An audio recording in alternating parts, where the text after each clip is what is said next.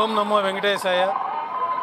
తిరుమల శ్రీవారి ఆలయంలో ప్రతి ఏటా పాల్గొన మాసంలో వైభవంగా 5 రోజుల పాటు శ్రీవారి పుష్కరిణిలో తెప్పోత్సవాలు నిర్వహించబడతాయి.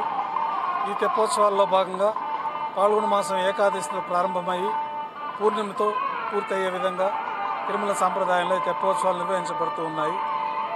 ఈ తెప్పోత్సవాల్లో మొదటి రోజున త్రేతాయుగమూర్తి అయినటువంటి రాములవారు, సీతామ్మవారు, లక్ష్మణస్వామి 4 తిరువీధుల ఉత్సవం జరుపుకొని తెప్పలపైన వేయించేస్తారు.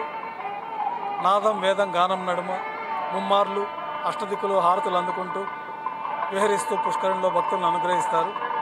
ఇక రెండో రోజు తెప్పోత్సవాల్లో భాగంగా కృష్ణస్వామి వారు ద్వాపరయుగమూర్తి రుక్మిణి అమ్మవారితో సహా తిరువీధుల ఉత్సవం పూర్తి చేసుకొని తెప్పల్లో వేయించేస్తారు.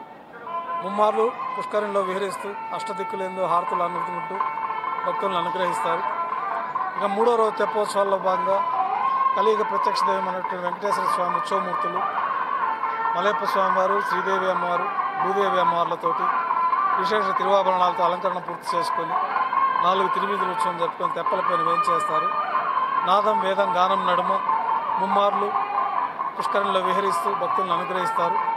ఇక 4వ రోజు తెప్పోత్సవాల్లో భాగంగా శ్రీ మలయప్ప స్వామివారికి 5 మార్లు పుష్కరంలో విహరిస్తూ భక్తులను అనుగ్రహిస్తారు. చివరి రోజు 5వ రోజు తెప్పోత్సవాల్లో భాగంగా 7 మార్లు పుష్కరంలో విహరిస్తూ భక్తులను అనుగ్రహిస్తారు. ఈ తెప్పోత్సవాల సందర్భంగా మొదటి 2 రోజులు శ్రీవారి ఆలయంలో సహస్ర దీపాలంకరణ సేవ రద్దు చేయబడింది.